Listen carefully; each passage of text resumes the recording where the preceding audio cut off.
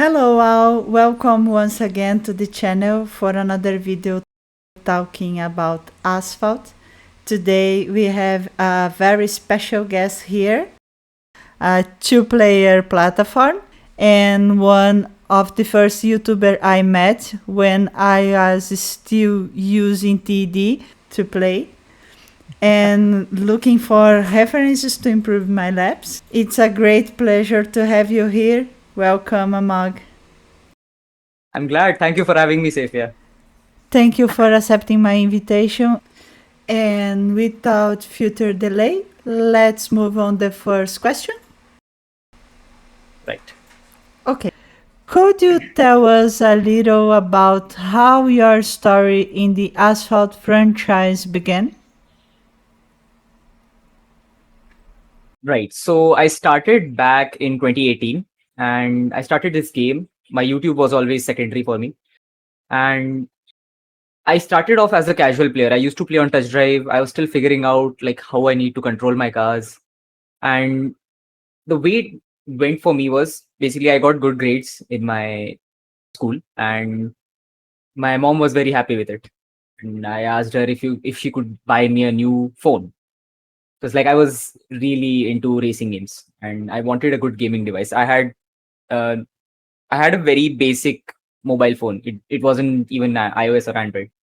So I wanted to try it for myself. And I've been a nerd since forever. And what happened is uh, my sister had a old iPhone. So she gifted it to me. I still have it with me. This small phone. I still have it with me. So Nice. she gifted me that phone and she bought herself a new phone. So I started playing Asphalt on this device and I got very good at it. This is a tiny phone. It's like 4 inches in size. It's a very small screen. But it was like the best experience I had in gaming back then in 2018. So I started off Asphalt 9. I just downloaded it casually. Uh, I wanted to learn the game, right? Eventually, I played for a long time and slowly but eventually I got better at it. I got so better at it that I was suggested by a few of my friends on Discord to start streaming this game since like the content creator space it was booming in this game back then. I was like, okay, I'll do it. I had no experience in streaming as well, and I started off with a stream. I figured out some apps. I started streaming with the same device, and at first it was like one or two people. Then like 10 people joined because like they started sharing it and they were like, oh my god, who is this guy? Because I was at the top of the leaderboards and they were surprised to see me because I had no prior history of Asphalt games in the past. Like Asphalt 8, I only played it casually. I was very bad at it. And Asphalt 9 was just completely different for me. And I started off with this team called Red Barons.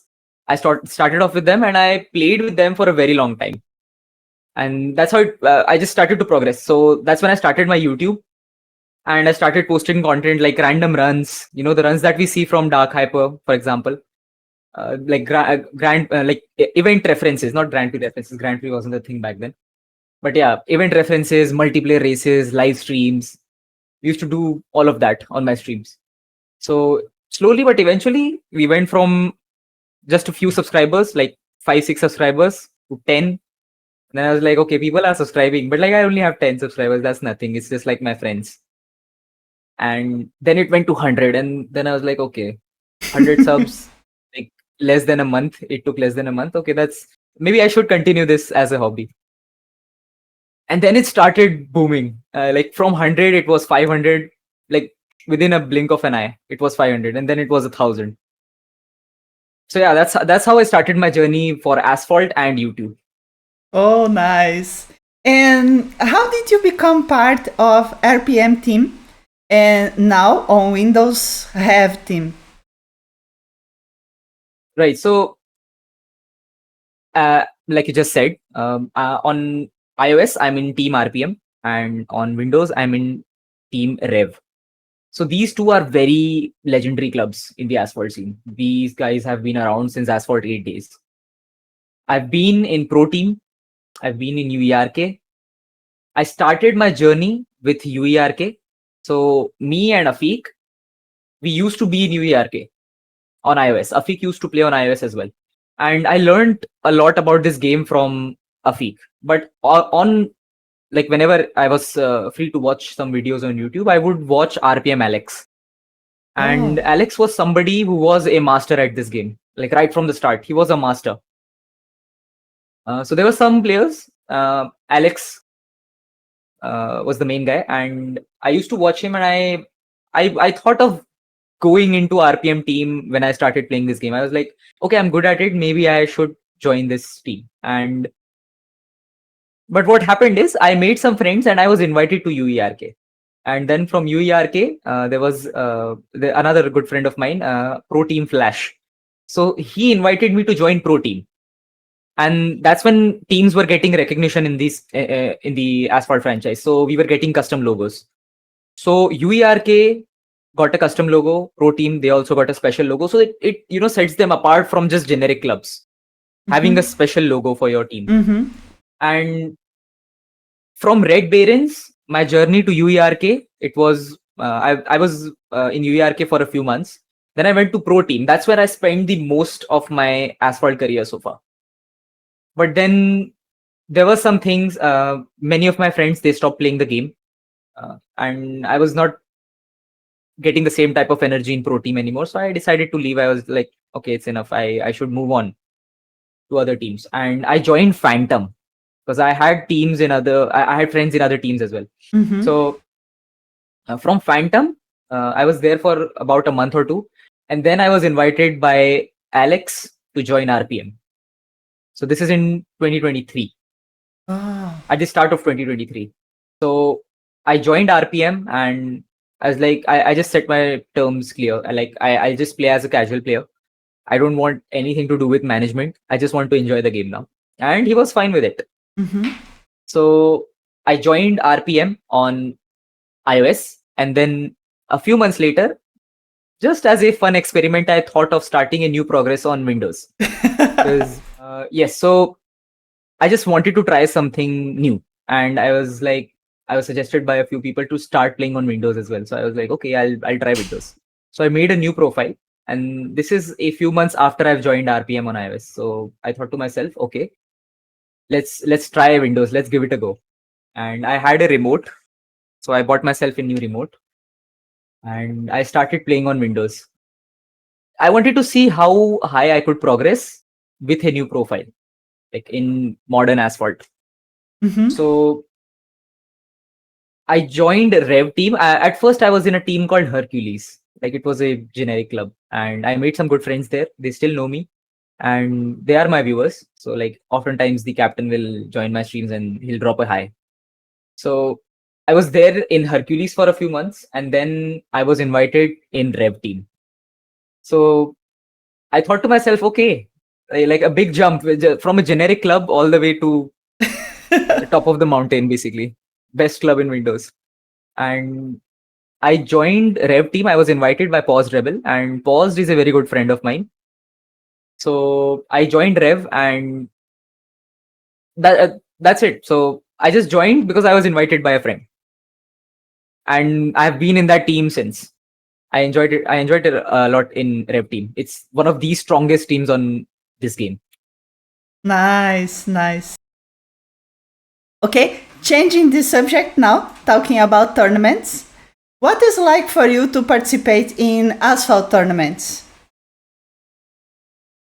Right. It's one of the most painful tasks I've been through in this game because like qualifiers are really difficult. The finals, I would say, are easier than the qualifiers themselves. So the way, like for those who are watching, if they don't know, so the way you qualify for esports tournament in this game is you have to play the qualifier events that pop around in the game. Like your region should be eligible, and if it is, you register on their website and then you start playing the qualifiers. You just have to try hard. You have to set the fastest lap time on every qualifier, like one of the qualifiers out of every qualifier. So usually it's 4 players per platform, and since it's not cross platform, so every platform has different qualifiers. Yeah. And I play on iOS. So on iOS, the problem is you have to face players like Future Flash. He hasn't lost a single tournament since he started playing. Future Flash, Alex, uh, there's Fra. Even Fra is a very good player. So there are a bunch of players that you have to compete against. So it's usually around the first few qualifiers. It's almost impossible for me to qualify because I don't try hard that much. It's usually around the last qualifiers that's when I play, because that's when I have a good chance of qualifying. And for this game, I started my esports journey in 2020, and it was with the Lamborghini Essenza SCV12 Championship. Oh, yeah. So I qualified in the second qualifier. I think there was just two qualifiers, and I qualified in the second one with Stas. And he's also a good friend of mine, Stas. He doesn't play anymore, but we qualified together and we played against each other. And it was my first ever official esports debut in my life, in fact. So I played in that and I placed second in the finals next to Nilo. So that's when I started. Since then, I have played several tournaments. So Essenza, SCV12 Championship. Then I played ESL Team Edition. Then I played the LPI 700-4. It was also organized by Lamborghini. And then there was the Porsche. Oh, talking about Porsche, it remember me Barcelona. Could you tell us a little about qualifying for Barcelona? Unfortunately, for reasons beyond your control, you couldn't be there. Yeah. And I'm sure a lot of people like me, where that was rooting for you, was disappointed by that. It's politics. What can I say? It's not in my control. It's not in the company's control. My fans were really rooting for me when I qualified, and they were very happy to see that, okay, finally, like after a very long time, somebody from India. And usually in my country, you'll see people are very patriotic. So if I'm doing something, if I'm representing my country on the global stage, it's a very big thing for us. And it's a very good, it motivates you to play, to try harder, try to win. So what happened is in 2023 Porsche Asphalt Series, it was the last qualifier, and the way I qualified was I defeated Nilo, RPM Nilo. I defeated him by just a few milliseconds in the final qualifiers. It was around 2:30 in the morning, and I was just at it. I had been at it for like the past 4-5 hours, and I was on my last run. I was like, okay, if I don't manage to beat that time, I'll just go to sleep. I'll just try to sleep. But I managed to do it live on Discord. It was crazy. We all just laughed and we just jumped. Everybody jumped from their seats and we were like, oh my god, finally I just did it. Wow, what a lap. And it was very exciting. And after a few days, I was contacted. The usual proceedings. They contact you. They will give you all the details and what you need to do.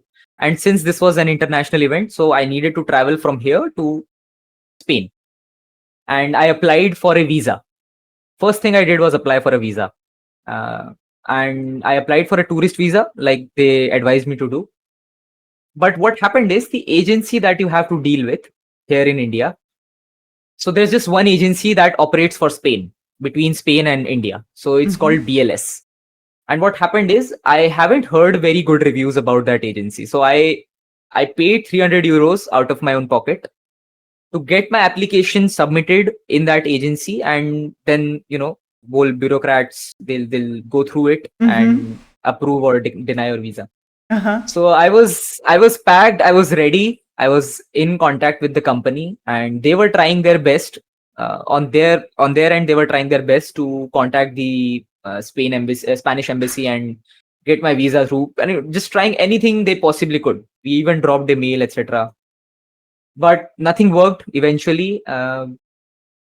Unfortunately, I was denied. My visa application was denied, and I was not able to participate in the tournament. And but I should applaud Gameloft because like they tried everything in their power.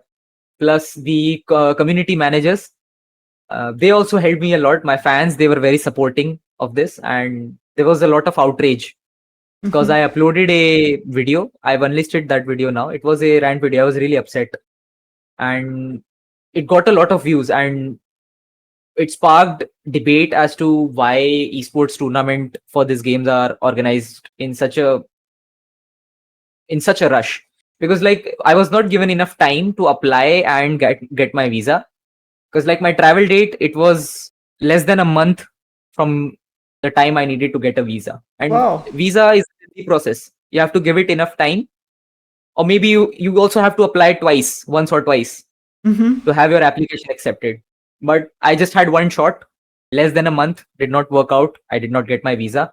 They denied my visa, and it was unfortunate. It was very upsetting for me because I wanted to participate. I wanted to meet my friends. So I have moved on from it. I'm not upset anymore, but it was a learning experience. And it was, I would say, to deal with the agency.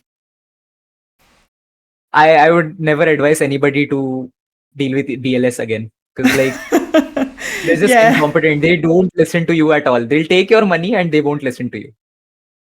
But yeah, Gameloft was very supportive, and Muttley, the community manager, he was also very supportive. He, in fact, the players that participated, so Jaeger, Afiq, and I mean many others. I'm just naming these two. So they spoke for me. I was not aware of it. That's the friendship we have, and they spoke for me, and they said that if he's not participating, at least give him the participation rewards if he's not able to participate in the finals, because qualifying for these events is, like I said in the previous questions, it's very difficult. And I qualified, and they gave me some rewards as compensation. They refunded the entire money that I paid for the visa application, and they apologized as well. And I got my jersey from Jaeger, so he took my jersey for me, and then he shipped it from Poland to India. It was such a nice gesture, and I thought to myself, okay, having made friends in this community, it has paid off very nicely for me. So that was my experience for the Porsche Asphalt series. Not so good experience, but at least yes, a good memory. I think roller coaster. yeah. And I know that you participated in another tournament, Playground, right? Could you tell us a little about this experience playing as a team, right? It was a team team tournament. Yes. So Playground is the world's first gaming entertainment show, and it's on Amazon. So there was a new show called PGCL, and it's called Playground Champions League. So it's a gaming tournament, and for me it was a great experience because I got to showcase my skills in other games as well. I mean, not just Asphalt. I proved that I was not just a good player in Asphalt. I was good at any other game they threw in my way. So there were a bunch of games like Street Fighter. There's PUBG. There's Pokemon Unite. So big esports games are also in that tournament. And what it was is it's basically in this community, I was the first ever Asphalt player to be part of an esports team. So there were some very big names involved, and very big creators, very big names as mentors and as players. And I had a lot to prove. So I played from the team Raging Centaurs, and we placed second. So in the whole tournament, we placed second, but every single time there was Asphalt, I was the MVP and our team won. Like, we were the best players in Asphalt, and I just proved a point that, just because you play one game, like you are dedicating your time towards one game, it doesn't mean that you are going to be bad at any other game. So great experience. But it's a India only thing, because like the esports scene in India is quite big. And many people abroad, they were not aware of it. A lot of my audience is Western, so even they never heard of Playground. Like they never thought this even existed. But they saw it, and it has been bigger than any Asphalt esports tournament so far. Yeah, for me, That show alone. For me, it was the first time that I heard about it. Yes. So it was only India. It was an India only thing. There were no participants from outside India, and because of that, well, it was a piece of cake for me in Asphalt. I just wiped the floor with everybody whenever it came to Asphalt in that tournament. It was a great experience. I made some very good friends, and I learned a thing or two about content creation, because like there were some big creators, like I said. So I learned a thing or two about content creation. I made some contacts, and I met a few players personally as well. Very nice people. Great experience overall, PGCL. And the best part is that your community, even who is not from India like me, called Yes. Meet Playground and watch you playing. Yes. Yes. I remember seeing you guys in the live stream. You were just rooting for me. Everybody was rooting for me from my channel. It was, it felt very special.